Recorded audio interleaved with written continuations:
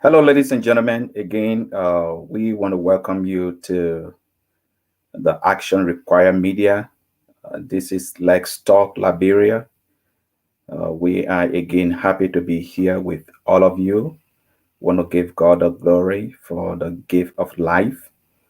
We say that we are happy that you can join us today as we talk about Liberia. Today, we have a fascinating discussion lineup in the show. We will have uh, Ormosengbe joining us for us to discuss about former Vice President Joseph Yiman Boakai's visit to the U.S. And then also we will be talking about the security concerns that we continue to hear about in Liberia. Um, And then also we will have with us Mr. Stevens that will be joining us as well. So we are very happy. We want to give God the glory that you all can be with us today. It is a good thing that we have each and every one of you uh, joining us today. Um, but as always, before we get started, I quickly want to, read for us a, a scripture that we will use today to guide our conversation. And that is Daniel chapter 6. I just want to read a few verses on as the basis for our discussion today. I want to commence reading from verse 1. It says, and it pleased Darius. Darius is, or Darius was the king. It says, and it pleased Darius to set over the kingdom 120 princes, which should be over the whole kingdom. Verse 2, and over these three presidents, of whom Daniel was first, that the princes might give accounts unto them, and the king should have no damage. Verse 3, then this Daniel was preferred above the presidents and princes, because an excellent spirit was in him. And the king thought to set him over the whole realm.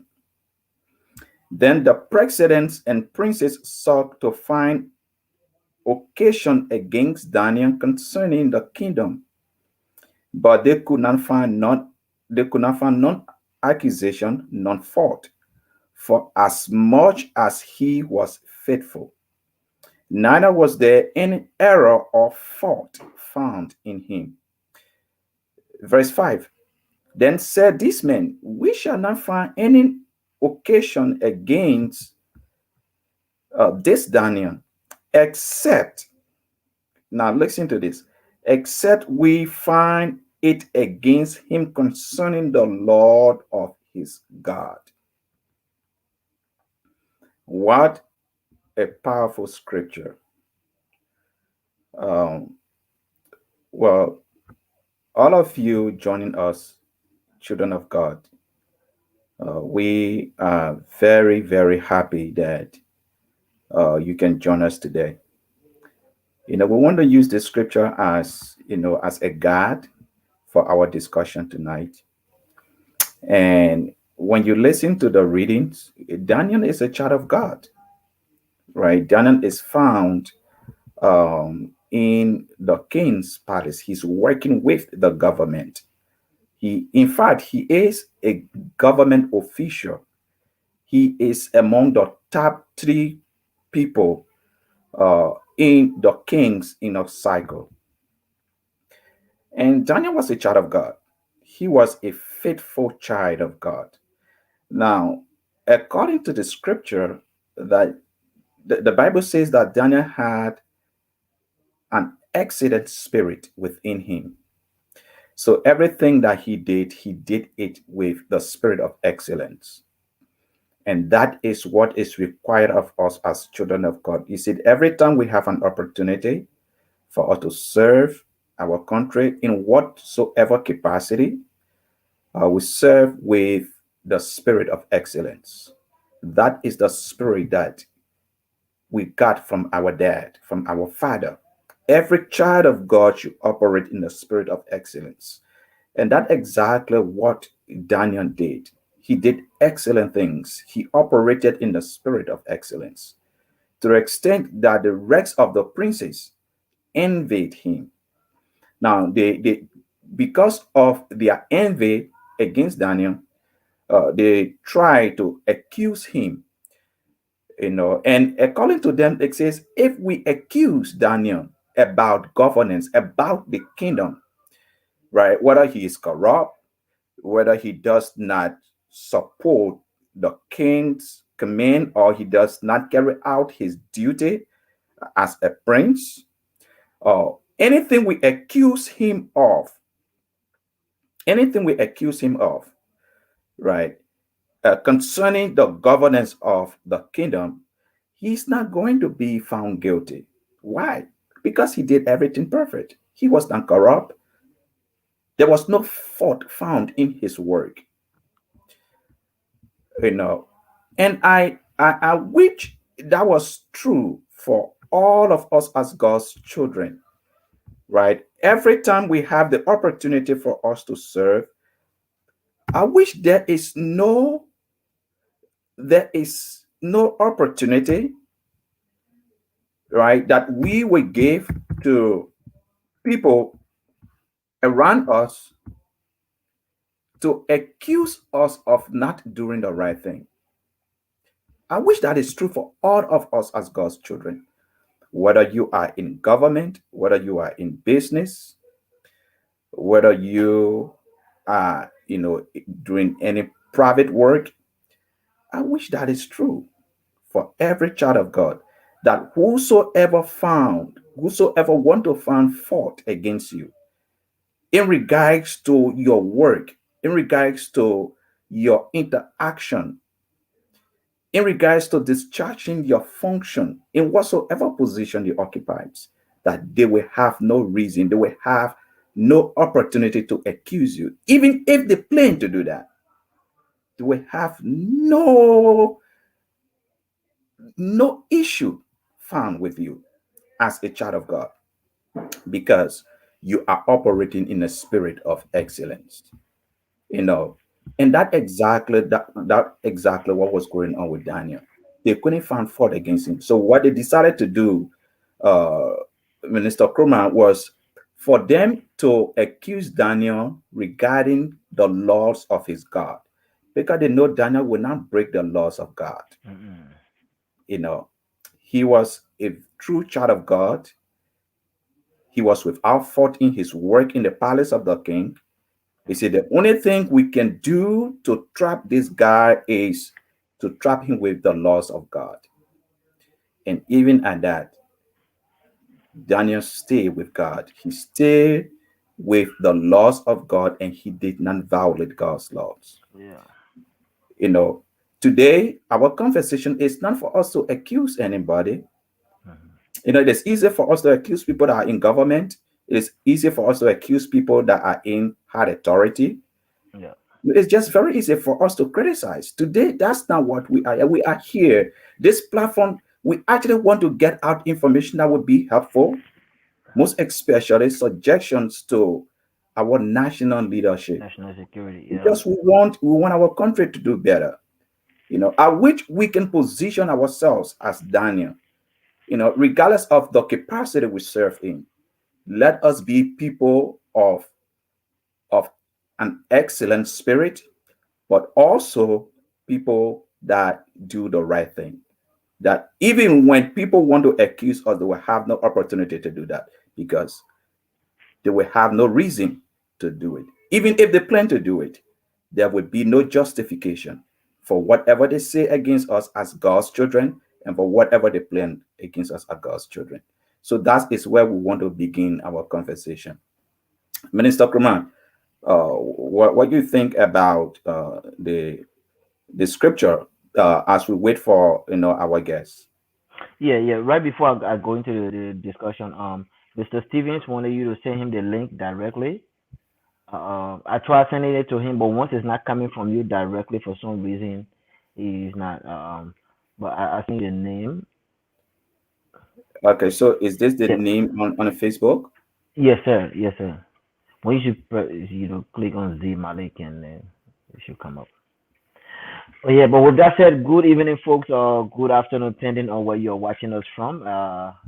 It's good to have you all. Like the pastor just talked about Daniel, and just to gist in, I like Daniel because Daniel was a man of principle.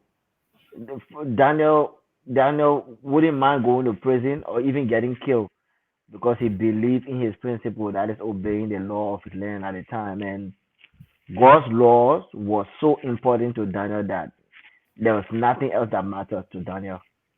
There was nothing else that mattered to him. So bringing back down to our today living, be it in Liberia or wherever it is, when you keep God's law, when you keep God's command, it's easy to practically live it in your country. It's easy to exhibit it in your country and national government as well. That's why we want to have people with the fear of God to be in national leadership, because when we know that they are there to serve the people, they will serve according to what the law requires and not to bend the rules. So I like, I mean, what the scripture talk about, Daniel. Yeah. Yeah, I'm trying to get this thing to. I'm Yeah. not fine with him. I thought you did the last time, but we can continue then. There you go. There goes me. Here I go. Yeah. Good evening. How you all doing? We're, Welcome, do- Moses. we're doing great. How are you? I'm doing just fine. Thank you very much. You would need little. You would need some. You would need Some some lights, light. right? Light. Light. Yeah. Yeah, I know. I'm gonna try to put some lights on. Yeah. But I thought you sent him a friend request the last time, and that should pop I in your. I thought Who, I. Jesse? Oh, okay. Yeah. Yeah, how you doing, Moses? Okay, how are you? Big guy. Not bad. Not bad. Can't complain. Doing good. I know. How yourself? It's been a minute. Yes, it has been a minute. I've been Yeah. very busy. It's been crazy. Yeah, I know, And man. yeah. That's what it is. Yeah, I have been very, very busy. There you go. That's better now, Yeah, right? that's much, Yeah. much better. It's better. Okay. Yeah. So I Yeah. sent it to him. I was connecting the Z and the M together, but it needed to be No, it's separated. not. Yes, Okay. sir. So Mr. Singh, thank you so much for joining us. We are happy to have you.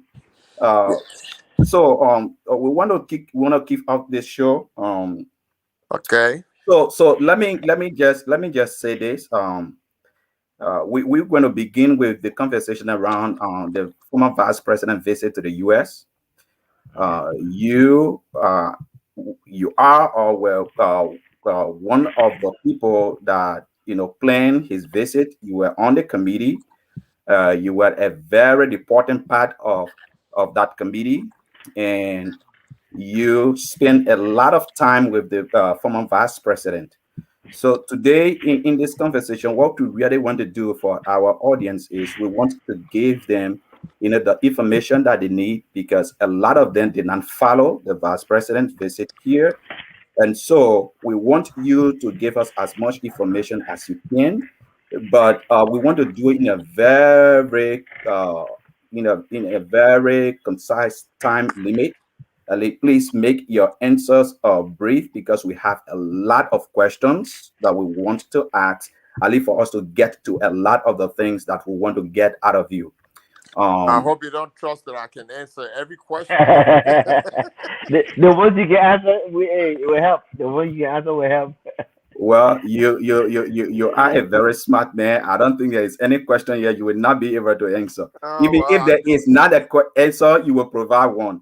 I But will do all my of this best. conversation will be based on your experience with the former vice president, Okay. Okay. actually. All right. So I want to start. I want to start off the questioning, right? First, let me ask this question. Being a part of the planning committee to get the former vice president here to the United States, what was the thought around his coming here? What was the purpose of his visit, or what is the purpose of his visit to the United States? Well, the talk around the vice president coming is that we've missed him for the past 2 years. He has not traveled. He has not been here. Um, when he was vice president at the time, he often traveled here to meet people, especially Liberian people, and to address some of those issues that were being raised as a concern our people back home. But he had not traveled here for the past 2 years. And the primary reason for him being here is because he has some friends, doctors, nurses, and folks who have been supportive of the crisis in Liberia when it comes to medical supplies and medical issues.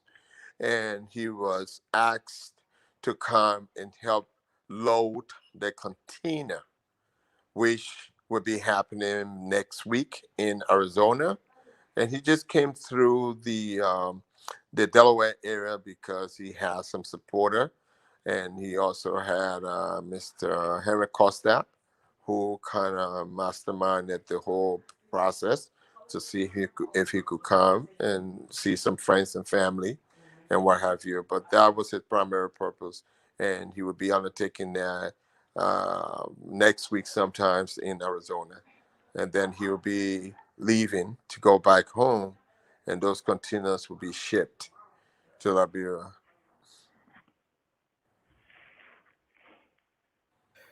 Okay, so a quick follow up on that question. Let me ask you of your personal. You, Hmm. you have a lot of interaction with the former vice president. What was your personal takeaway from your personal interactions? What did you learn from him?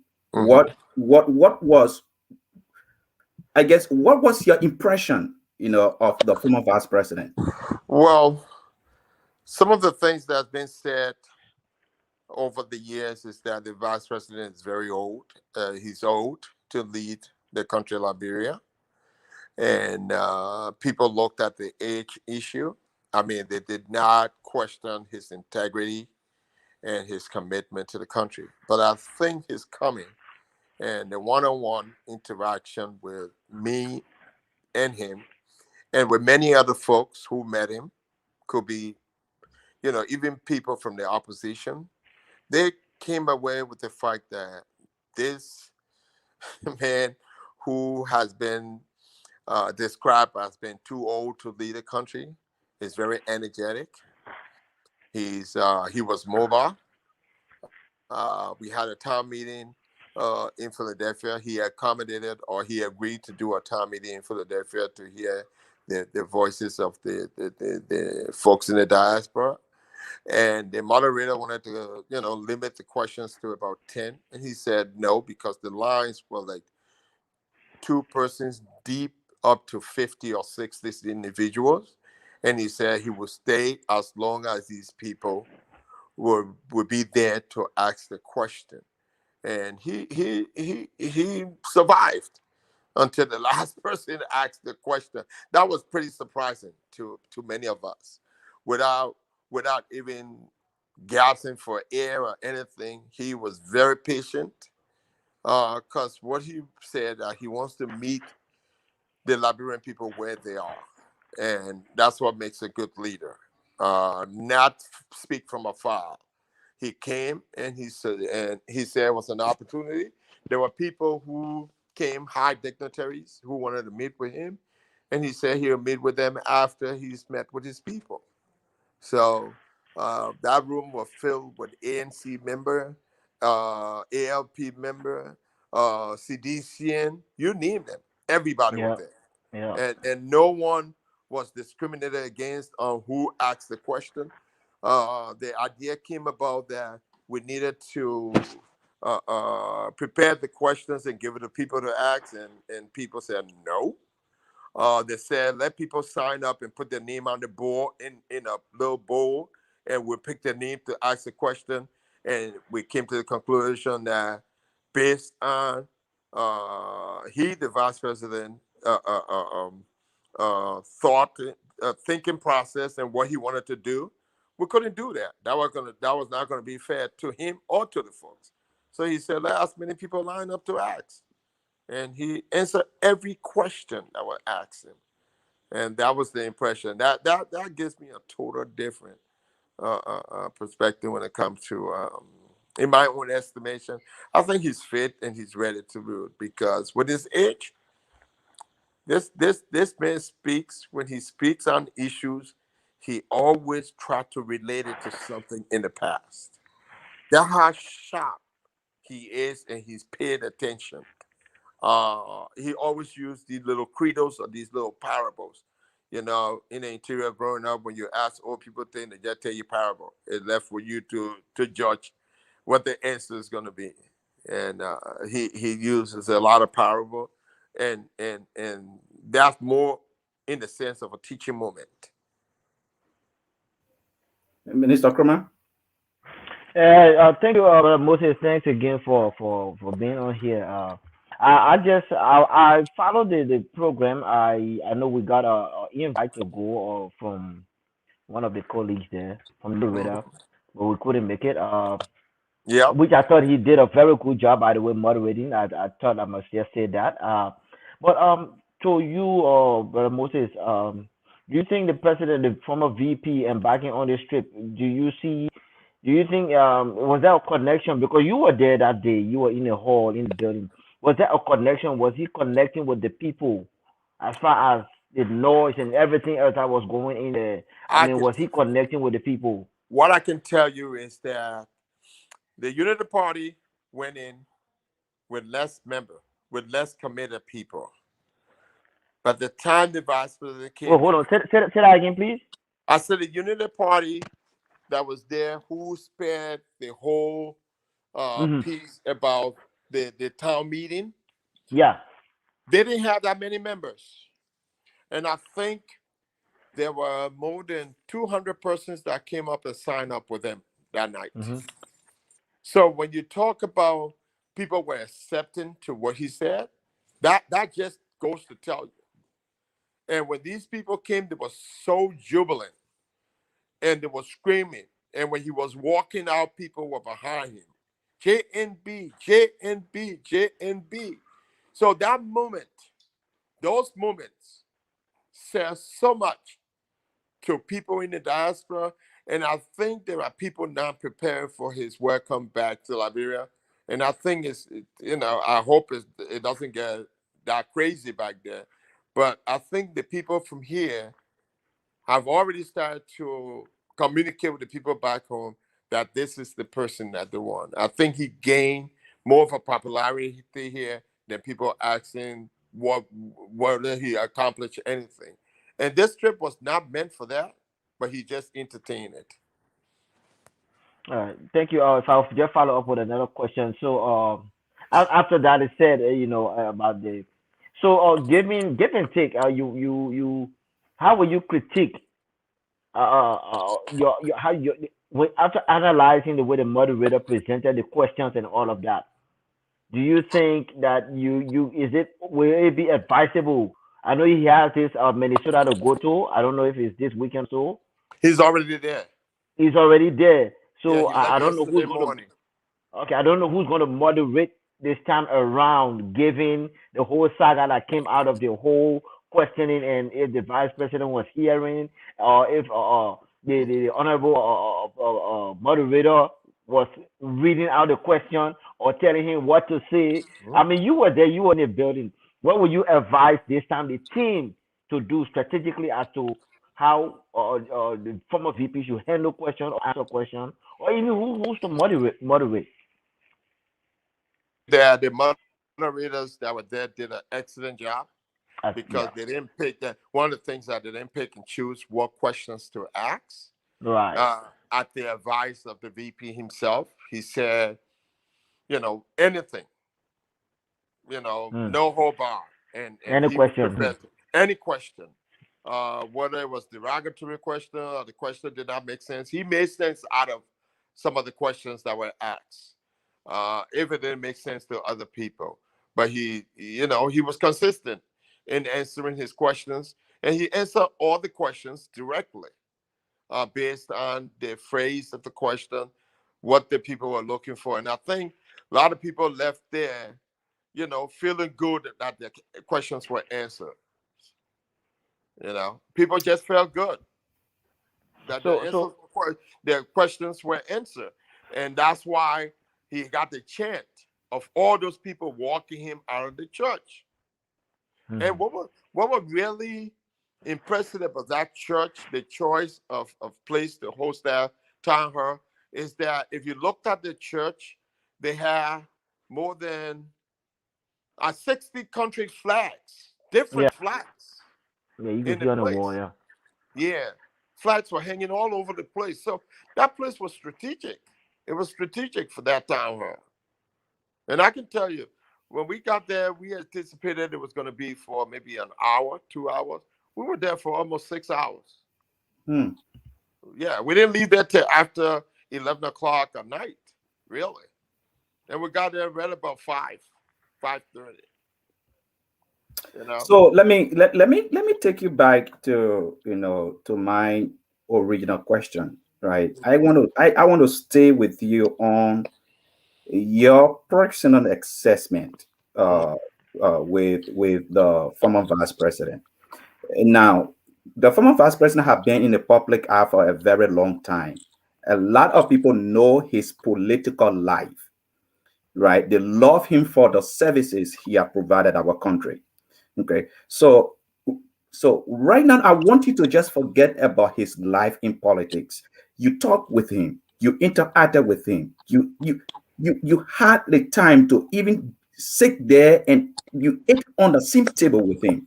Okay, you are very close with the vice president, the former vice president. I want you to talk to us about about his private life, right? Something you learn from your interaction with him that has nothing to do with politics, right? How is he like privately? What? How does he interact? How does he engage with people that are very close to him, and including you yourself? Well, I can tell you, um, this trip was very good for me and many of the people that I met. And I can tell you, I can say it enough to certify everyone. And I think anybody else who met him when he was on the trip will either will agree with me or they will add more to what I'm about to say. And that is, he's very personable. He remembers name. If he met you years ago, he remember your name. He remember your face. He's someone who comes down to the level of who you are. He doesn't look at himself as superior to anyone. Uh, he interacted with every individual that came to visit. In fact, after the town meeting, the ANC, folk from the ANC and the ALP said they wanted to visit with him. And he said, sure. And he was interacting with them like there was nothing right now with like the CPP group. That like nothing was going on. He speaks to people with respect. Anybody, even little people, people with titles, people without titles. He speaks with you. He called people to come in and sit with him to eat because he said he can't eat alone. And people he didn't know that came to visit, he called them to the table to sit and eat with him. And they were surprised.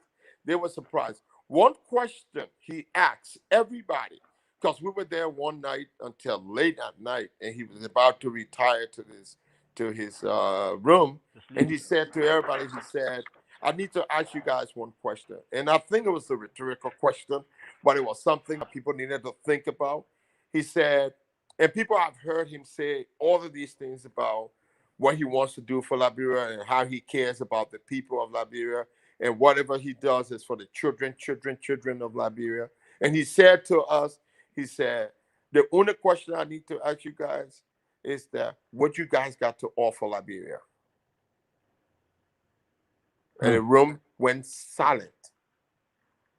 That's a question to think about. If you ask me, I tell you Yeah, that. yeah. And the room went total silent.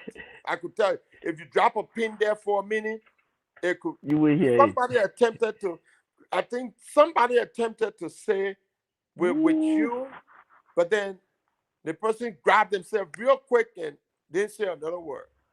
And then he retired and went up the stairs and went to his room. But I think that was a true moment. And he told everybody in the room, he asked him, he said, what you have to offer Liberia. Because what he was saying in some sense is that if you don't have nothing to offer Liberia, your being here is not important to me. It's not important to me. If you're here because you want to show off, if you're here because you want to take picture with me, if you're here because you want to hang with me, then you're here for the wrong reason. If you're here because you want a job, you're here for the wrong reason. What do you have to offer? To offer, yeah. Just like Kennedy said, in his speech when he became president, ask not what your country can do for you, but what you can do for your country. And that slogan by JFK, people still remembers it, like Yeah. yesterday. I And yeah. that's what he said. What does each one of you have to offer Liberia as a whole? Yeah, I know. Well, we Liberians, we think in terms of what we can get from our country, and now what we can contribute to our country. So I think that was a very important question. But before I go back to Minister Kroma, are you guys hearing me? Yeah. Yeah. But before I go back to Minister Kroma, uh, let me again on your personal interaction with the Vice President.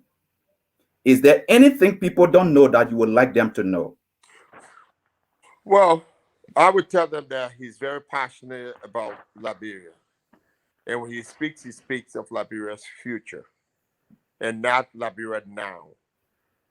He became very emotional at one time when there were some debate between two groups, two individuals within the same groups, within the same organization, and they couldn't get along, and there was something going on. And he got really emotional. I think he almost teared up and said, why are you guys doing this? Because this has no future for Liberia. It doesn't give Liberia any opportunity. But you got bickering among yourselves. And that was a moment for me. That I never saw him upset before. But he became, his anxiety level went up for a minute. And people came and told him, oh yeah, we're okay, we're gonna handle it, and he said no. He said, this is too much. We need to stop bickering among ourselves and put our country first. And put our country first. That's what his slogan, and he kept saying to the people, think Liberia, love Liberia, and let's rebuild Liberia. You see? So, for my own personal thing, I deduce from him, he is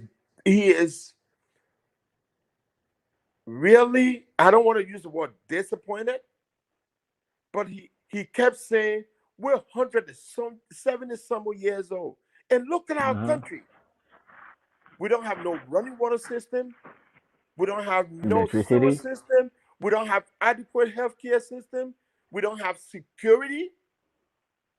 And people just do things with impunity. Yeah, but Mr. Singme, Those are wait a minute. things Wait a minute before I no, go. wait a minute now. Those are things that I personally heard from him that touched me. I understand that, but what will you say? What will you say to his critics that always say that yeah, he's disappointed about all of these things not happening in Liberia? No, not But you are the disappointed. He's concerned about it. he's concerned, but his credits were said, but he was there for 12 years as the second man in 12 command. years. Why those things did not happen then? Well, you see, the thing about it, I can't answer that question for him. I know it was answered during the question and answer period. And I would be wrong if I try to answer that question on his behalf.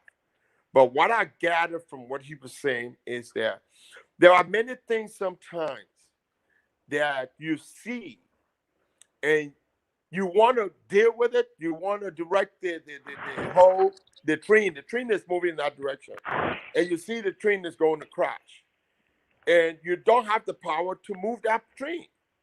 And I think those are the minds that's the position he was in 12 years, and we know that because we know not too far ago in my lifetime when William R. Tolbert was president. Reverend Tolbert, everybody knew him as Reverend Tolbert, now Vice President Tolbert, Yeah. for many of his years when he was vice president. When I was a little boy, the only time I heard Tolbert speak when he was on the pulpit speaking and he was preaching every Sunday. But guess what? When Tolbert became president, every year he had a slogan. He started with total involvement, higher heights, from mat to mattress, and every year he had a slogan. And he national government. I mean, self-reliance. Those are things that Tolbert did and he talked about. He didn't only talk about it, but he did it. And some of the stories that the old man gave us were stories that I can't even begin to repeat. But the work that he did in the lives of many people, some of who are very successful today. And he just gave us some story about those individuals. And he gave all the names about those individuals. And it would not serve him right for me to repeat that story and not let him tell the story himself. Yeah, well, But but 12 years would not be enough for him to do the changes, and especially as vice president, that is required to be done. And we know that. We know that the vice presidency is just a position that people hold. It's just a title, but you're very limited on what you do. Despite that, some vice presidents have been effective, and I can tell you that some people were effective. I can tell you one thing though, from what I gathered, and the church service. Oh my God! well, we'll come to the church service. We'll come to the church service. We'll come to the church service. All right, But I to wait just till you come to the church service. yeah, Minister Kroma, you're going to come in, but let me just put this in, right? Uh, Mr. Singh, as you were talking, Mhm. about the former vice president disappointment, and yes, I myself Please, have. please don't call it disappointment. His concerns. Okay, I'll His use your concerns. word. His concerns Yeah. that these necessities, Yes. right, as you mentioned them, are not available to Liberians. Are now being addressed. Yeah, so it sounds like he can take credit for the good things that the Ellen Johnson Sirleaf administration did, but distance himself from the failures of the administration. And I don't think it can go both ways, Well, I can right? tell you If this. you take if you take if you can claim the successes of that administration, you should also honor to the failures of that administration, because Precise. he was the second man in command. He sat in cabinet meetings, right? He is a principal advisor to the president. Yeah. Okay, so he cannot distance himself I mean, he from. controlled the Senate. He ran the Yeah, Senate. he cannot distance himself from those things. But let move No, on. no, Let no. move on. Let me no. Before you move on, let me just say something in regards to that. At no point, I want the audience to understand.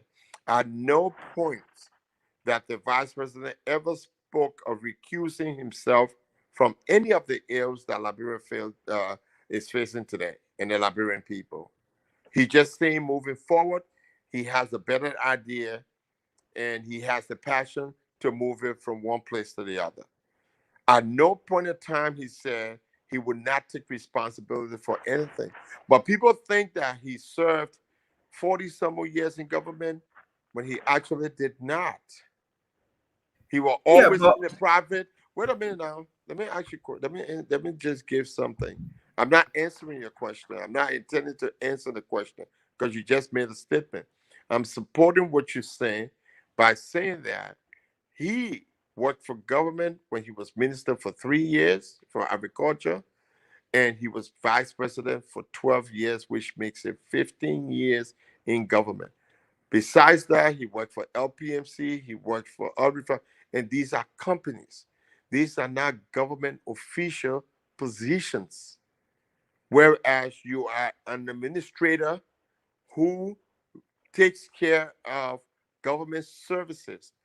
All the other places he worked were corporations that he worked at. But he still served his people. He still serviced the people of Liberia. My phone is giving. Admit Joe. Yeah, go ahead. I gotta get my while I get mine go ahead, charged. Minister Kroma.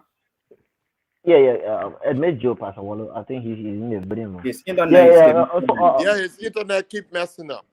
Yeah. So one of the things that I heard that I'm happy about, hearing from you, one of my big question has been always his health.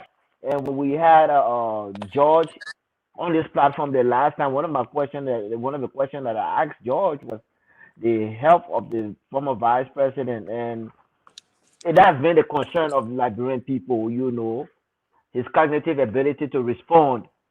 And from what you just said, it seems like the vice president is well on track with health and ready to lead. But with that said, because you said specifically that there were ANCs, CDCs in the building. How do you anticipate his return to Liberia? Will it be that triumphant return to the motherland? As far as Well, who's going to welcome him, I mean, what are you hearing? well, I can tell you, and thanks for your contribution on this topic. Yeah. I can tell you that people who were in there who thought it the same way you thought about his health and his cognitive ability to interact and to kind of just carry himself. Um, they left from there very encouraged, Yeah. and they saw a different JNB. JNB. They saw a different JNB, and I can tell you that's why they were chanting behind him, JNB, JNB, because he was swift, he was on point with the questions, he remembered everything from years, many, many, many, many years ago, and he gave them stories when he was over with the company back in 1978, 79, told them stories about how he ran the program to make the whole of Lofa County self-sufficient in rice, and then they were exporting cocoa and all that stuff. He went through those narratives like it was just yesterday. So people kind of took out of there. And I can tell you, going back to Liberia, I tell you, wait and see. Wait and see. Your questions will be answered when he gets back on Yeah, the all ground. right. Because You we've been know, getting I will be many watching. calls with people. We've been getting calls with people. I'm telling you, when he gets there on a Monday morning, and you know how the leadership quick to make holiday, right? And I Yeah. can tell you, they probably, I don't want to assume anything, but I can tell you, it's going to be a different welcome when he Will gets be back. triumphant. yeah, well, part of the reason I asked you about the purpose of him being here is because there is this thing trending on social media that because Armour Alexander B. Cummings were here and he went back to Liberia and he was received by a massive group of people. So JMB is trying to also, replicate that. But Replicate that. that's part of the reason that actually it is coming was actually planned ahead of time. Well, But that's let me just say this. that's social media, that's Facebook. Let us not dwell on that. Let's move Yeah. on to the service. Okay, let's go Okay. to No, the no, church. Pastor Wallo, you saying something because that's social media, but that's reality on the ground. I Because know. what could And affect? people, Hold on, I'm coming back. Moses. What could affect these two coming? Looking at JMB now going. You almost want to compare the crowd because when you are looking at go to convention and all of these things At are least going to man, play. 45 minutes. These things are going to play because if Cummins can pull a lot of crowd, now people are waiting to see what GMB is going to do, and those things Do you play. They think are that's factors in the game. They are factors that could play after? as far as going to the national convention. So let's it's not about the people's game. It's about the numbers, Pastor Waller. We know Liberian politics. All about who can pull the crowd, who can produce the numbers. So that's why Yeah, we're winning the but thing. what if what you are saying, if what you are saying, Minister Kroma, if what Yeah. you are saying is what is happening, then the question would be why would GMB continue to trail Cummings, right? When Cummings do this, then he follow after Cummings to do it. Okay, that Yeah. would be the next discussion. Then he becomes a follower and not a leader. I But hope all that's depends not the when the case. both trades were playing. All depends when the both trades were playing. We wouldn't know. But you're right. But Well, before you go to the church, let me just say this: social media is good, and what is portrayed on there is something that definitely needs to be answered. And I can tell you, Mhm. they're playing when this trip was being planned. He should have been here when Cummings came because because because of the reason with the CPP where he was going to go assume the leadership, the trip was was delayed for a little bit. And one other delay again was that Cummings was here and he didn't want to just leave as soon as Cummings returns or while Cummings is here Yeah. because he wanted to meet with Cummings before leaving so they won't think that there's friction between him and Cummings. So he said to us, I'm going to stay till Cummings return because I'm going to call the meeting. I want to be able to meet them and have a conversation before I leave to come to you guys. Because I think the CPP is very important to what we're doing in Liberia, what needs to happen. And that's why he stayed. But he was supposed to be here around the 20th, the 18th and the 20th, the 18th and the 19th. That's when we were planning for the trip for him to come. But he didn't come to the first of the next month, just to let you know. So it's out there now. People know why he came, the time he came. yeah, so it's good you provide you provide those kind of information. Yes, But yes. so let me take you to the church Oh, yes. Go to the because church, please. Oh, my because God. because I was saying Oh, that the church well that was one of my best moment was in the church oh, man. and Mhm. here's it right And you when weren't even there. I wasn't there but I watched it. I wish Okay, you were there. It would have yeah, been way more than your best. yeah. Well, this was my best moment when Boakai was handed the mic. I mean, yeah, the microphone for him to pray for Liberia. Right now, this is something that is not normal for politicians. Okay? You don't see politicians in a public space interceding for their country to their God. And the reason it was a good moment for me is because Boakai is not just a politician; he is a national leader, right? He have served in one of the highest position in our country. Mm-hmm. Little, young Liberians, our youth, watching the vice president, the former vice president, taking a mic in a church, in a public setting praying to God, the God we tried to get rid of in everything that concerns our country. We try to get rid of God in our education system. We try to get rid of God in our economic system. We try to get rid of God in our governance. Seeing the former vice president taking the mic, praying to God, the God Okay, that excuse he me. believes, right? Praying and saying some powerful and some beautiful things. That was a great moment for our country. And I want you to speak to that. How was it like for you who were on the scene? Because that was my biggest takeaway from the church scene that I saw. So please share with us, how was it like for you? Well, that was a prophetic moment. But let me take you before we got to that moment, because they came about. It was not even on the schedule to visit a church, and then it came about on Friday night, and they said, "Oh, JMB would be visiting the African, first Liberian church in the first state of Delaware. It was the first African church in the first state of Delaware." So we said, okay.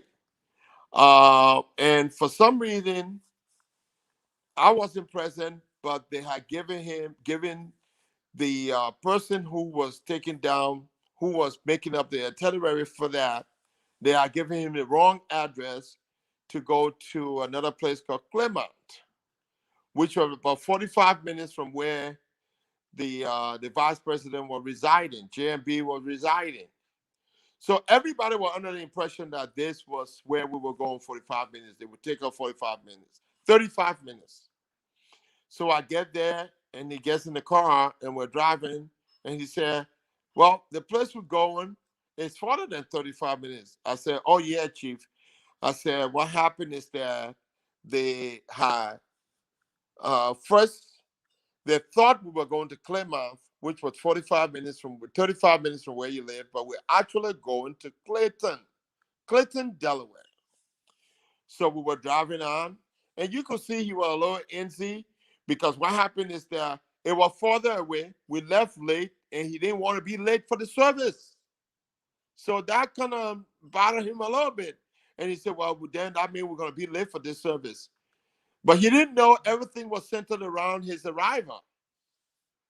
So we get there, he gets out, he goes into the church. It's a little church, okay, close to maybe 70 people to 100 people in the church. They kept a whole side for him and his entourage, security, everybody else would go into the church. And the pastor is on the pulpit and he's preaching and he says a prayer. Then he comes down and the prayer turns into interactive communication between him and J&B.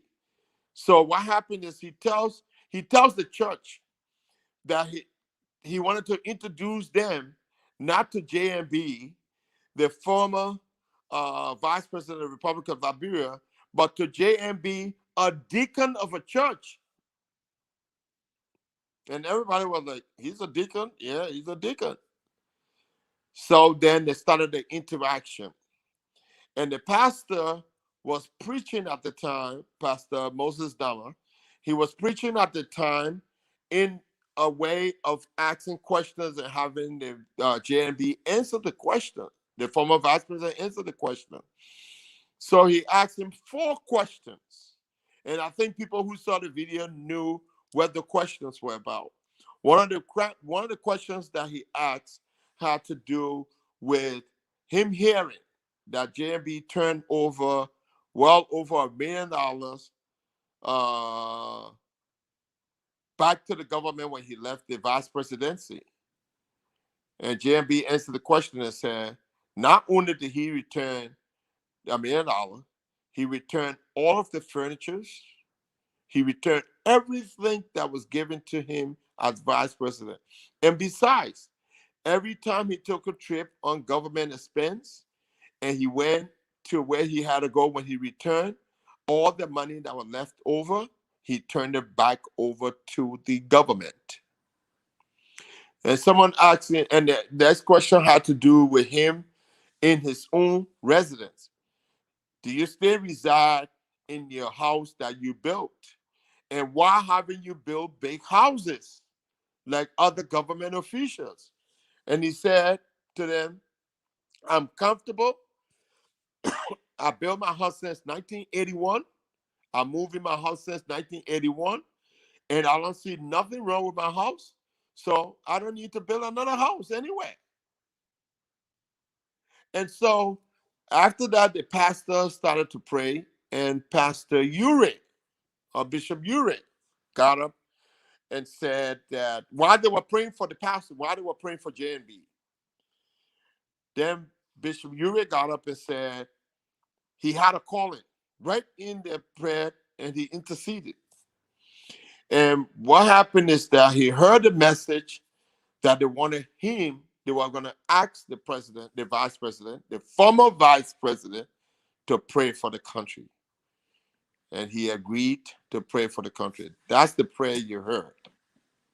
And I can tell you, there was not one dry eye in that room when that man was praying.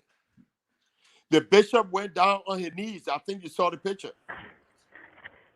The bishop went down on his knees and became very emotional because of JMB prayer. And that prayer was genuine.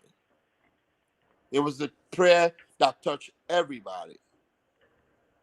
After the service, before I could get in the car, people wanted to run behind us, and I started to receive phone calls, and people were saying, we are not convinced that JMB is the person for Liberia, and we need you in Delaware to set up the JMB, Friends of JMB. So my phone been ringing since. So that church moment, just as you said, Pastor Wallow, it touched more people than we thought. So just as you've explained, that I think is a sentiment shared by hundreds and thousands, if not millions, of Liberians.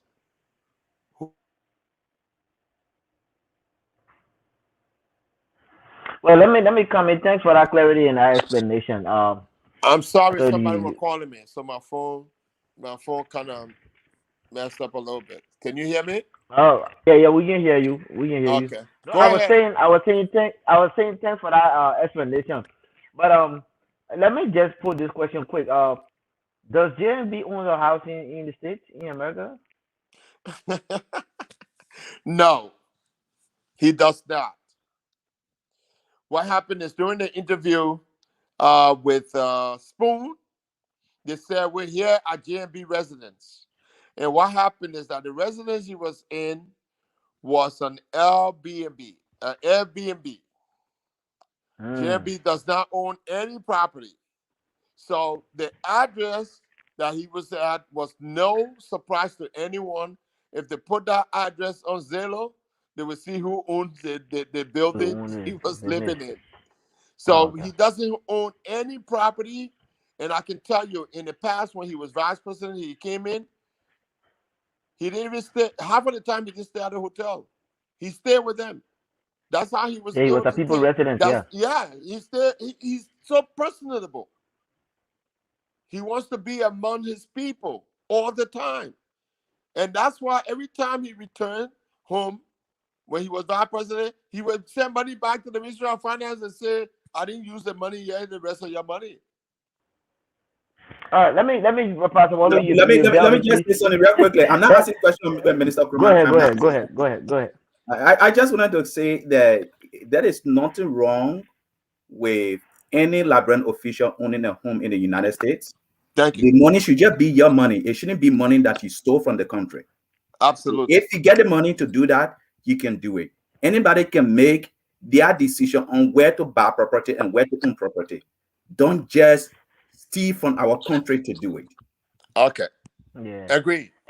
And the piggyback on that, you must at least own a house in Liberia before you think of owning a property outside. I just want to say that. But let me just fast forward this thing. You are very close to the former vice president, from what I'm hearing, and you're not small, man. I might be sitting out here looking at a potential or director of security coming in the future. But oh my God! Don't even hold on. No. let me just say that. But anyway, let me all seriousness. I want to ask this question. It's been pressing on me. what is the relationship? And this is outside, this whole coming to America thing. What is the relationship between the vice president and the former? I mean, the vice president and the former president of Liberia. Well, I cannot sit here and say that I Mm, know the relationship. There's been yeah, many things said out there, but I can tell you, the vice president has always been a humble person. From his point of view, from my own estimation, he has no qualms with Ellen, based mm, on some of the things you yourself have seen. The yeah, last time he went uh, uh, and visited her on her birthday, yeah. On her and birthday, yeah, people kind of question why he would do that after all the things that she did to him. But that just go to show you the kind of person he is. If he you is, can't yeah, compromise with yourself, if you can't compromise with anybody, then you don't worth leading people. Because in leadership, you need to find a way to be able to forgive and to move and to even be there to pray for even the people that you think are against you. yeah, You need to bring them closer to you. Maybe they don't understand you, they don't know you.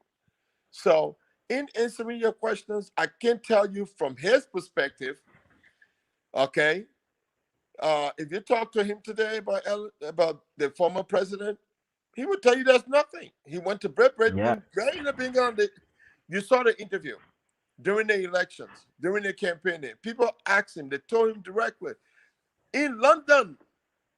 He visited London, and the media they asked him the question specifically. We see that this lady is not supportive of you. What is it that going on between you and her? He said, from where I know, I don't see her not supporting me. But then we saw her at the end during the election process. We saw what happened. So it's for yeah. us to consciously decide on ourselves what we think is going on. And for him, he's saying to himself he got a clear heart, and that's why he's called Mr. Clean. But you see, just to because the former president has said it clear that she is not going to involve herself in any party politics anymore, and so that's why I asked this question: what is the relationship like? But then we don't know behind closed doors what could be happening. There are a lot of things Yes, that could be happening behind closed doors that may just exactly. well play in the public. So yeah, I Pastor Wallo, take it from there. Yeah. So we have to transition to the next topic because Oh we have my God. exhausted an hour Oh my on, God. on this issue. But before we transition, is there anything you will want to say that we did not ask concerning the former vice president's trip to the U.S.? No, let me just conclude by saying that the vice president trip to the U.S., he's going to Arizona. He went to Minnesota to meet and have more town hall meeting. As we speak, I think that's going on. I just tried to call his chief of staff, and I know they're busy. So he had a couple of meetings today in Minnesota. He will be again, and then tomorrow he leaves for Arizona. And then Monday he'll go. He has a couple of meetings with some folks over there, including, a state representative and council people. And then he meets with those officials of the hospitals and people, doctors who have been friends with him for decades, at least 2 decades.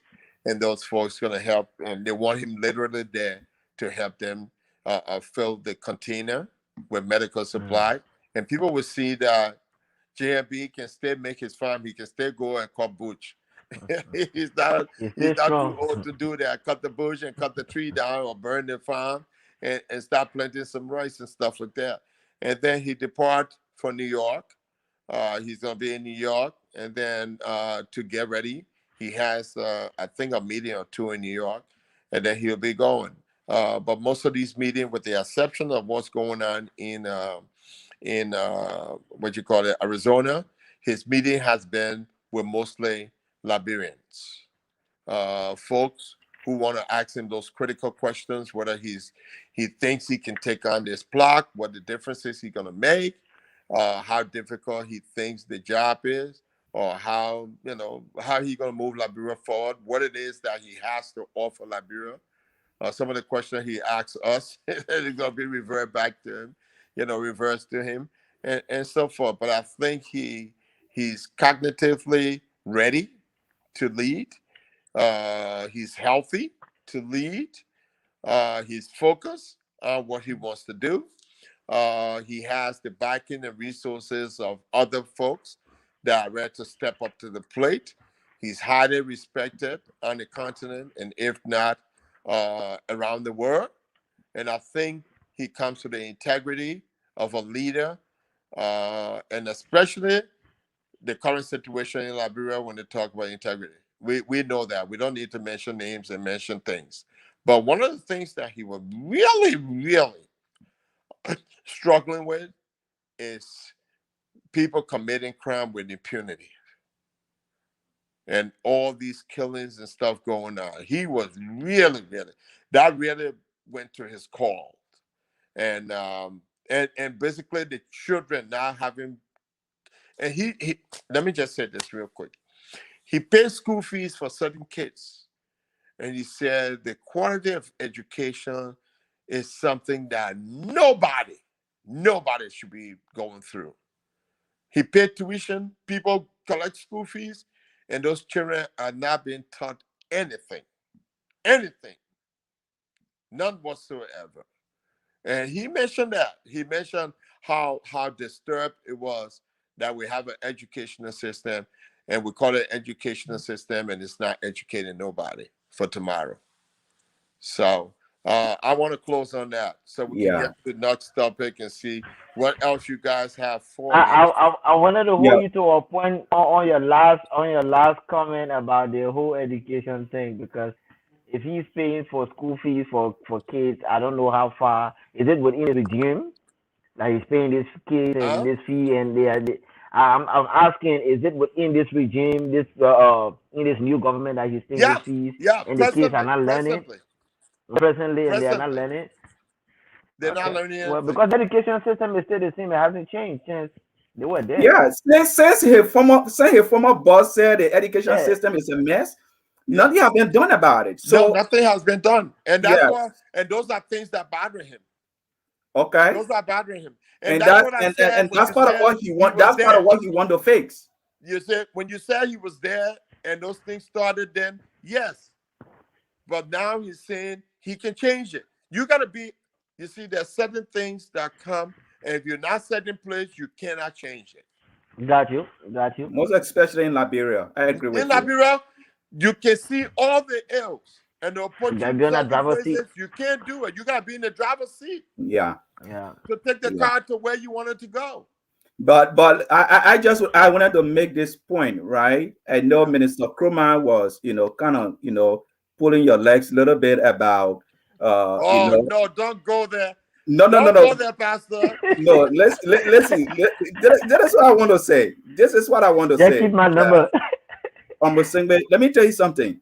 For Labrador to get a good government, we need good people in the government. We need good Okay, people. you are Yes, a sir. good Yes, sir. person. You are a man of experience and of knowledge. Thank you. Every time you are called upon to serve your country, please don't hesitate. Do I it. humble. It I humble. doesn't have to be JNB. It could be Alexander Cummings that might call you. It could be we are. Please. It could be Josh Weah. Yeah, Okay. yeah. Regardless where that call is coming from, we should be humble Yes. and proud to serve our country in the best possible way, because Please. that is the only way we can move our country forward when we work together to make that happen. But let's transition to the I next, couldn't say it better than that, Pastor. Thank you very much. I of course. humbly submit.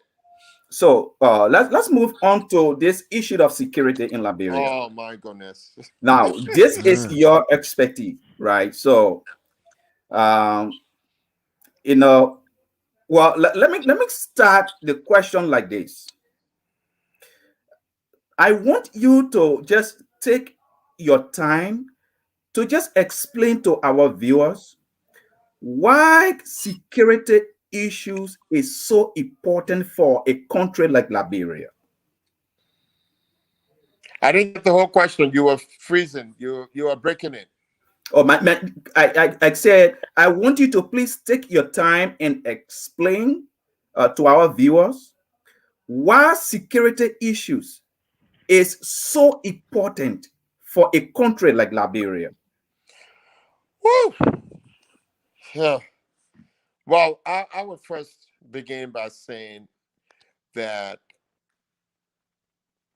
in my lifetime, I've never seen a country experience civil war, or I've never participated with the civil war thing until they hit Liberia in 1989.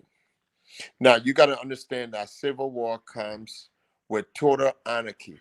There's no sense of law and order in your country. Post civil conflict, one of the one of the toughest things to address, from what I've read over time and some of the research I've made, is security. Security is as important as economic growth. Security is important as anybody's life. Everybody's life depends on it, especially coming from a civil conflict where you have total anarchy, no rule of law. So I say that Liberia faces a high level of security threat every day. And people don't understand what security threat means. The people, the so-called Zogos, if those people took any action to block any highway, Liberia can be under siege. This whole city can be under siege because our government is situated in one place. If that place is under siege, the whole country is under siege. We have one tiny airport. If people decide, I'm not giving people ideas, I'm just giving you examples of what national security threat we face. The crisis with the COVID was a national security threat. Ebola, we know, was a national security threat once they stopped planes and the people banned travel to Liberia.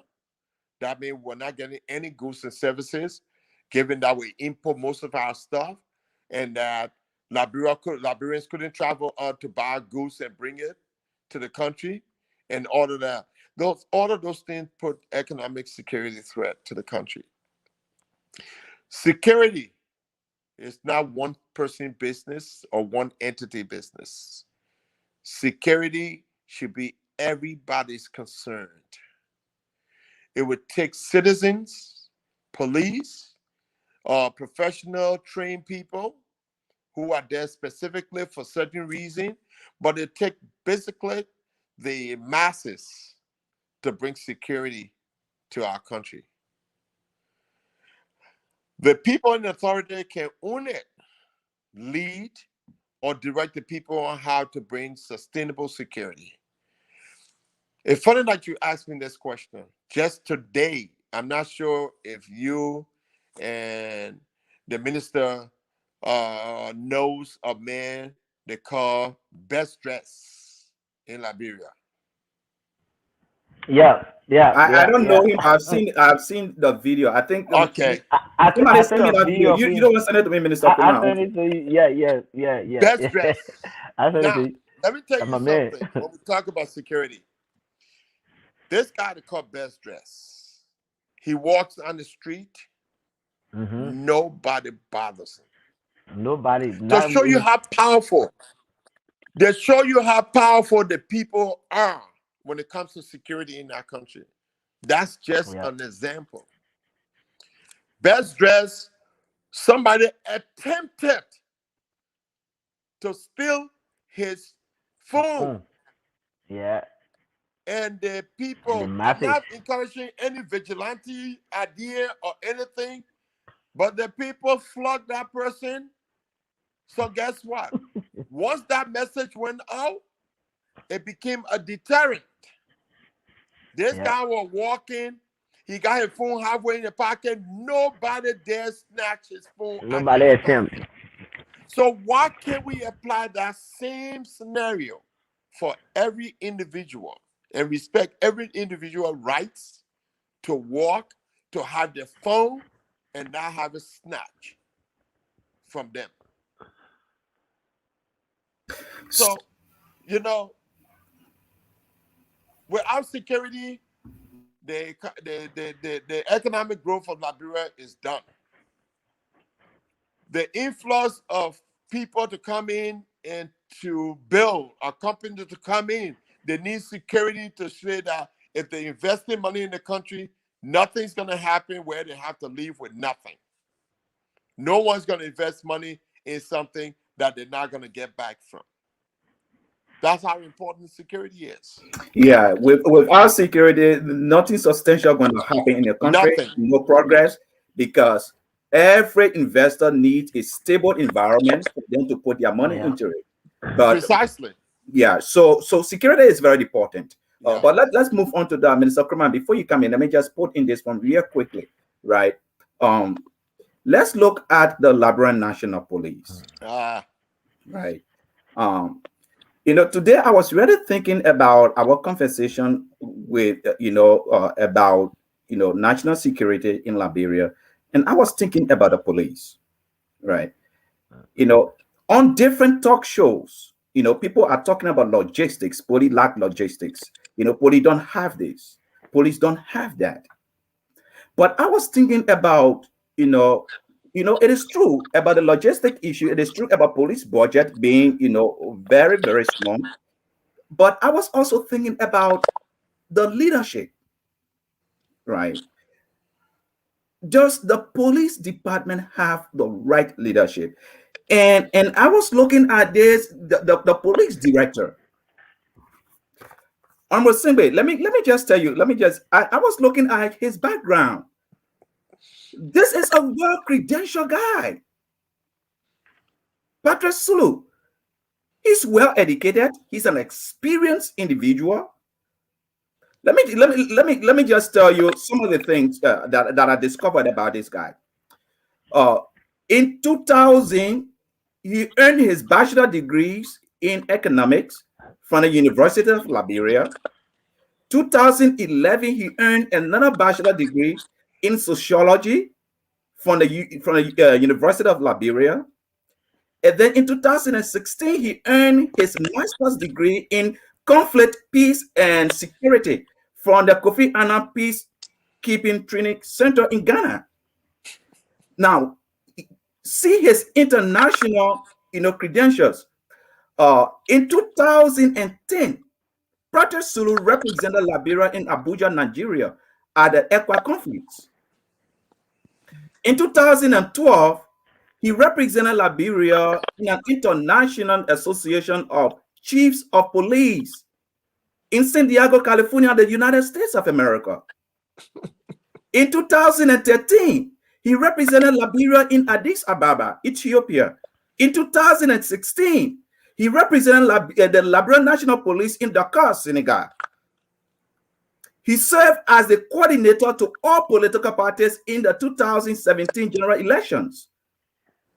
He also served as an instructor at the University of Liberia in the sociology and anthropology department. And he also served as an instructor in the National Police Training Academy.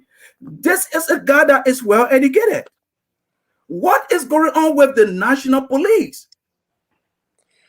If a man like this will have this kind of credential, what exactly is going on? And this is not in no way to say that because of your education, it's going to equate into you being a good leader. But I'm asking, what is actually going on? What do you think is going on?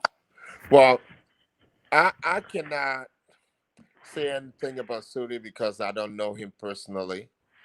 I didn't even know he had all of these credentials. I've heard him speak on 2 or 3 occasions. And from my own assessment, can you hear me? Yeah, Okay. yeah, you're good. And from my own assessment, I think there's things that are needed for the police department. Now, let's understand something. The director of police doesn't have to be a trained police officer or the commissioner of police. What we find in the United States over many years, the police have been taken out of the Department of Justice. The pastor gone. Can you hear me? Yeah, I can hear you. He's coming back. Yeah. You can hear me? Yeah, we can hear you. Okay. I can hear you. All right. What happened is that what we find in the 21st century with police department is that many communities, many entities, township or states have created the Public Safety Commission. Police work is public safety. And people going into policing needs to understand that you're there, you're going to be a counselor, but you're going to also be the person who will make sure to interpret the laws of the land. If someone commit a crime and you know there's probable cause to arrest them and hold them until they go through the due process, either found guilty or not guilty, you got the judgment to do that and use the discretions. So we find that most police departments now are employing people to be the police chiefs who don't even know how to shoot a gun. Because at that level, at the director level or the commissioner level, you should be providing resources. That's why you have the deputy for operation and the deputy for administration. You're overseeing and providing those logistics. Sometimes we have things on the paper that we say we've acquired, but it remains to be questioned. You could graduate with a criminal justice degree and don't even work in criminal justice. So how do you service when they put you in a criminal justice position? You have to literally not just learn the theory part of any profession, but you want the practical part of that profession as well. To be able to be equipped enough to understand the demand and the needs to be able to efficiently and effectively service people. And I think that's what's happening. The thing that I know also is that after the conflict, most of those folks who were paramilitary people under Mr. Charles Taylor, who served in the security forces, who were fighting, who were satisfied by giving them jobs to say, go, we're putting you in the police, we're putting you in immigration, we're putting you there, with no sense of education. Fast forward to 1996 when Ellen took over. We had people from Bangladesh, one of the poorest countries in the world, people now, through the United Nations, coming in to teach our police people. Are you serious? If I would come in real quick, Pastor Wallace, and I'm coming. Are No, you no, I serious think about that? he's Because what happened is that besides giving people logistics, they need to be trained adequately to be able to do their job. And not only that, but they need to be held accountable. Not only that, but they need to be paid competently to avoid. How do you train a police officer and pay them $75 a month? And I just heard the other day that there's a law now.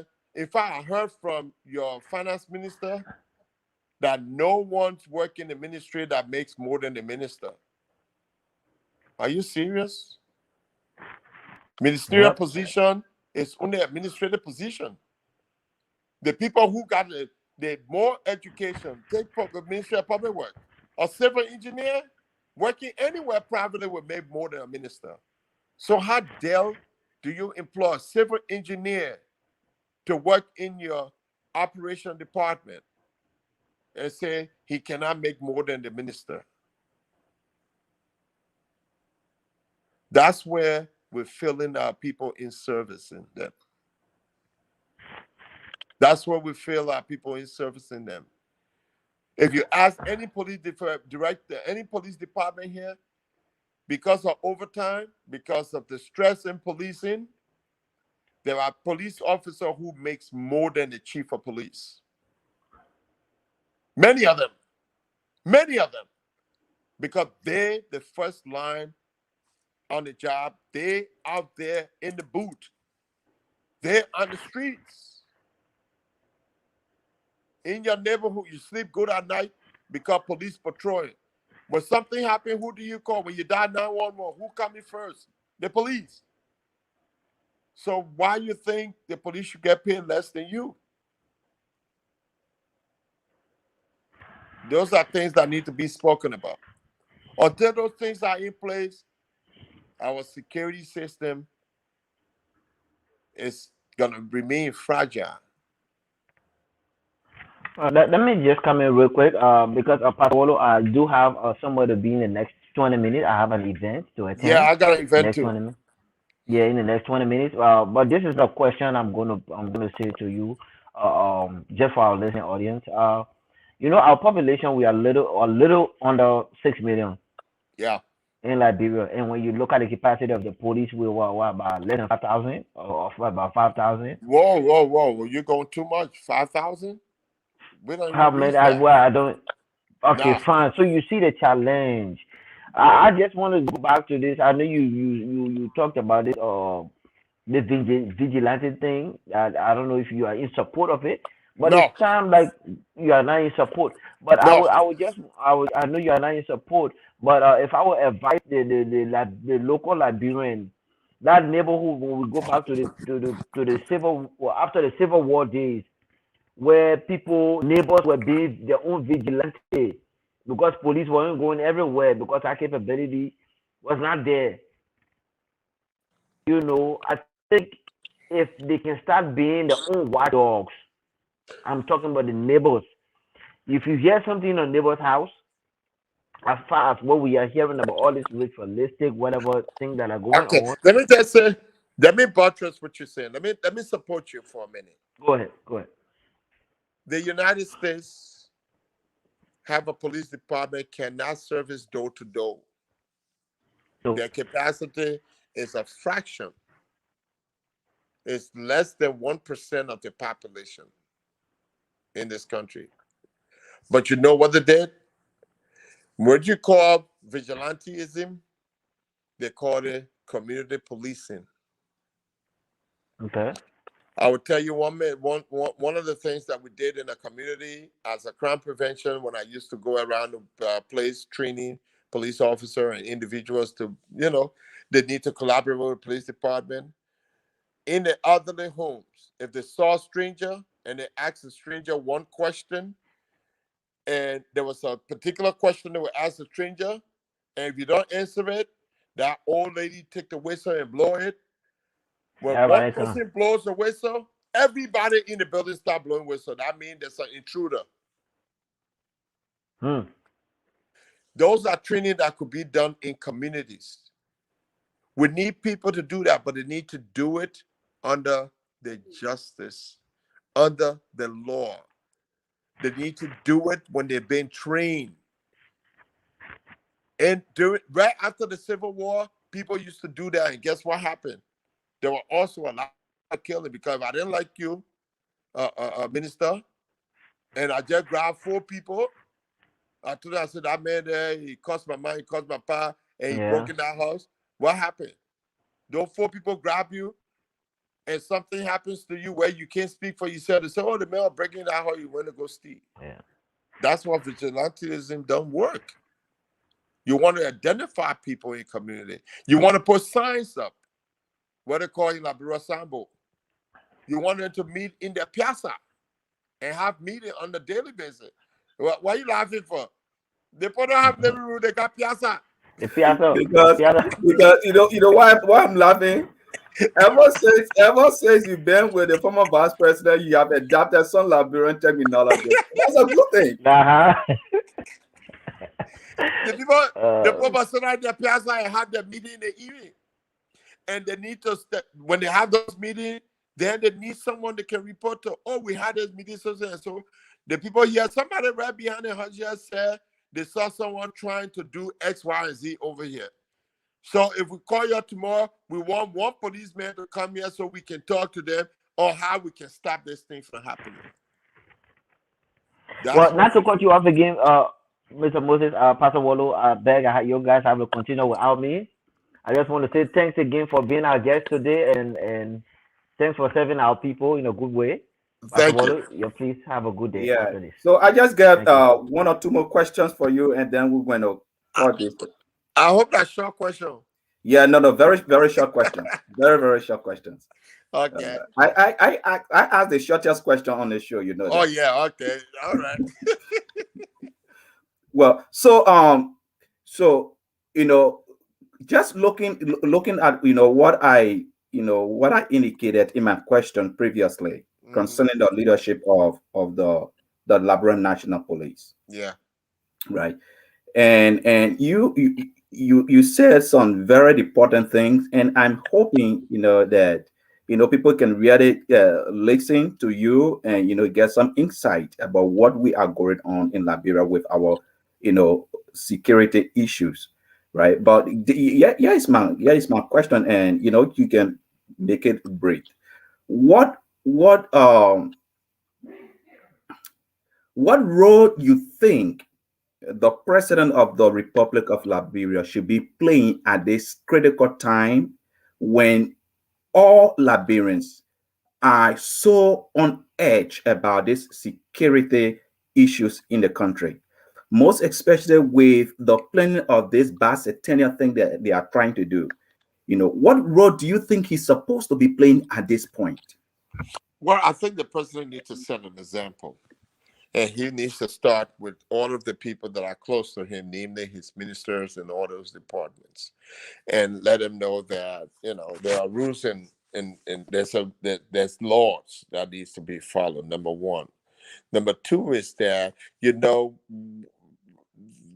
I don't think they're prepared and they prepare themselves enough to see, because the police department needed to be trained, because they have not had training for years, needed to be trained on the influx of many strangers coming in, to be able to respond swiftly when there's an issue or to do some preventive measures.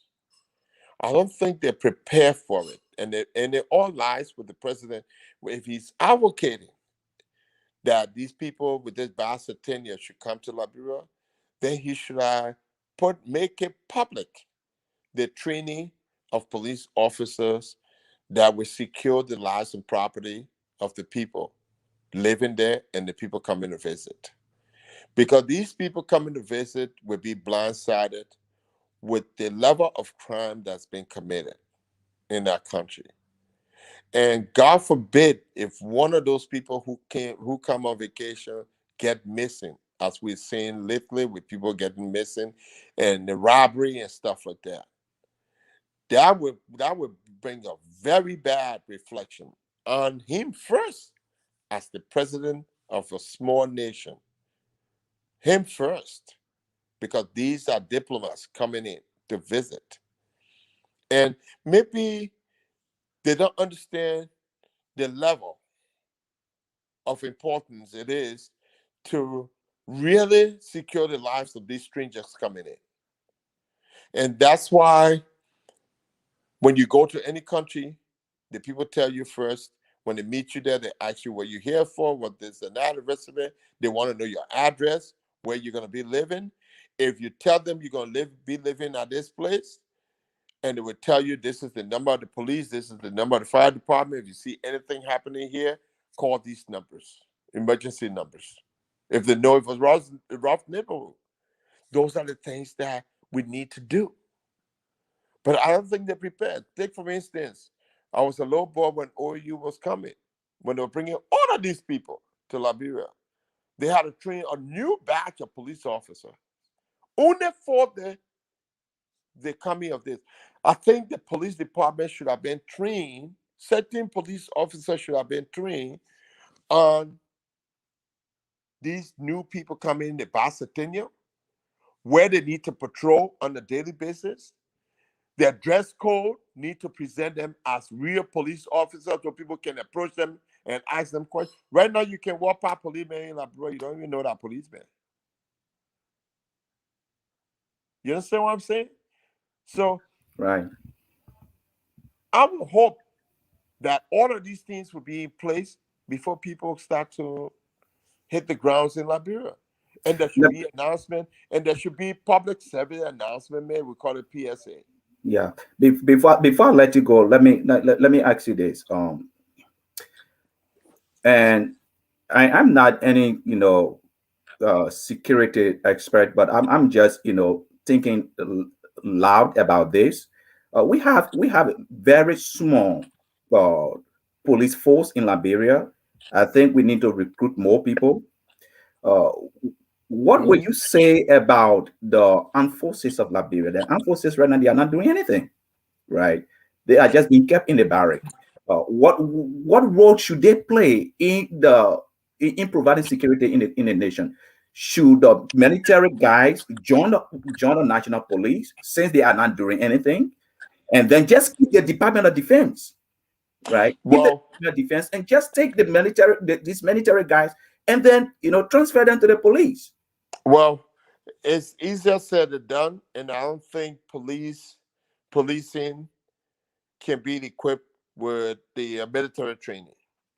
Remember that military are trained to secure our borders in times of invasion from other countries, from neighboring countries. They're not trained on the laws, on police, on arrest powers, on policing, on arrest powers, or to interpret the law in the streets of Liberia. So if you take a bare group of soldier officers, soldier men, and put them in the place, they'll see people beating people. They just stand there and watch because they don't know that one slap is an assault against that person's rights, and that person needs to be arrested. They are not trained in the capacity to enforce the laws. Can they be trained? Well, that's another thing. They can be trained. We just can't grab them and put them in the street. But if we look at the military background and think, because the military should have police, that's what we call MP, military police. They will have an idea, but it's basically based on most of the laws are based on military violations and all that stuff. So yes, you can't take a batch of police, military people if you don't have the recruiting resources to do that with civilians. You can take some military people and train them to help the police. You can take some of them, but they have to go through thorough training to be able to do that. And I think in this time and day, especially so that these people doing their bicentennial in December, which is 2 weeks from now, they should have been, if they wanted to do that, they should have done that like 3 months ago. I thought it was next year. Oh, it may be next year. Yeah, I don't think it's this year. Well, That's maybe the it's thing. next year. Yeah. I misspoke there then. But then that means that they got time to do it. What time next year? It's next December? I thought it was this year. Because a lot of people go home this December. Yeah, maybe they're going home for the holiday. But I Okay. don't think it is this year. I hope it's not this year, but I think they have time to train some of these military people because the people training military already have the discipline. But again, when you train them, you need to equip them. And you need to And pay them well.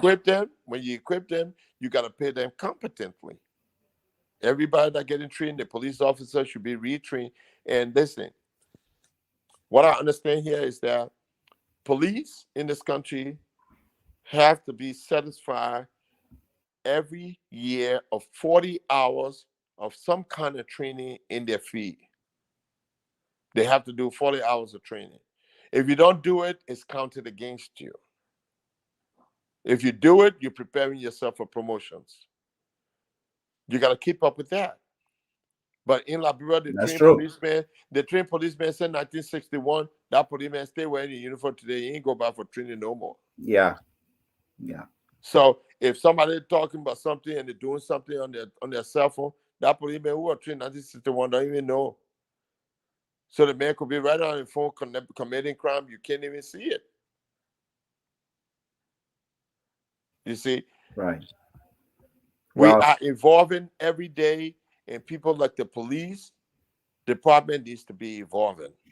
They need to train to keep up with everybody. You yeah, cannot be complicit in your duty as a police officer. because the security of the nation matters to And everybody, and it should. exactly. Yeah. And I think it's everybody prerogative to create the sense of security in the Republic of Liberia. It's not just the police officers. The police officers are only trained so that when someone breaks the law and they see probable cause, they have the right to arrest and have that person held, and within a certain period of time, that person need to be arraigned. That police officer who arrested the man got a duty to make sure you write your police report and send it to the Department of Justice. The Solicitor General and his prosecutor will review it to see, yes, if the warrant is going to court. If it's not warrant going to court within 48 hours, they got to free the person. Yeah. Those are basic. Those are things that police officers should be trained at. But you ask the police officer right now, they're committing more crimes than trying to get the criminal. And police officers are not on the street only for traffic. They're not only in the street, but we found that all the police officers on the streets are there, and the only thing they're interested in is traffic and not keeping the peace. Police officers standing by, other people fighting, and they don't even intervene. I was there 2013. It happened. I had to intervene Yeah. right for Bonaville Junction. They were beating a guy, at least about 10 people. I got out of my car, and I wasn't afraid. When I went home, where I was stopping, the post said, "You weren't afraid?" I said, "Afraid of what?" This guy was being beaten unmercifully. I stepped in. I said, "What happened?" And they told me, "So, oh, he stole the guy's sneakers." The guy said, "No, they're my friend. You are not stealing my sneakers, they're my friend there." I had to get the guy money to take car and go home. And police were standing by. Police had nothing to do with that. People fighting, police just standing by watching. He think he's just there to watch the traffic. I'm telling you. Because guess what? Anybody break a traffic, they may not break the traffic law. You just see you small, he pull you over, you got to gain 50 cents. No, seriously. I Well, watched it all day. yeah, that's true. I hope, and I hope we will have time to talk about other security apparatus in our country and not just the police, No, because not just police. Yeah. yeah, because I think even the immigration has a role to play in Oh, we keeping can talk Liberia immigration issues. safe. Yes, yes, we will We can have time talk to do that. immigration issue You next have time. We you can talk about VIP to, Yeah, dignitaries come in, diplomats, and right. all of that, the services that they provide for those people. We But can you talk have about that too. you have another engagement, so I don't want to keep you any longer. Please. Uh, but we appreciate your time. Thank you. It was great, fascinating discussion. Thank you for for information you provided, suggestions you provided. We always appreciate you. Well, Thank you for serving your country in this way. thank God you. bless you. Last words. Last words. I hope everybody is blessed, remain blessed. And I'm sorry that I couldn't come the last few Saturdays because I've been very, very busy. But if I can't come every Saturday, I'll try to come every other to see how we can continue to do this and maybe invite other people to continue on this talk. Because if we don't do this to reach out to our people, they won't know what they're entitled to. They won't know Right. some of these things. So you don't have to go to school to learn some of these things. And that's what makes the technology. I can hear you. Hello? I can hear you. Hello? Yeah, okay. I can hear you now. You can hear me now. Yeah. So I want to thank you for the opportunity and be blessed. And we will talk during the week. Thank Yes, you sir. so You much. too. I appreciate you doing this. Thank you. Thank you, sir. Appreciate And it. pray for the old man. Send you a pastor and pass the word on. He was gonna be very happy to see you. I Yeah, think he remembered you. yeah. So Thank you. all right. Thank you. Bye bye. All right then. Bye-bye. Well, ladies and gentlemen, that is how we want to end the show. Thank you for following us. We look forward to seeing you next week, Saturday at 5 Eastern time. Thank you so much. We are hoping to have Mr. Josh Lobo on our platform. for us to continue the conversation with the former Vice President visit to the United States. But until then, we always pray that the Lord keep you and your family, and have a wonderful service tomorrow. Uh, God bless you and good night.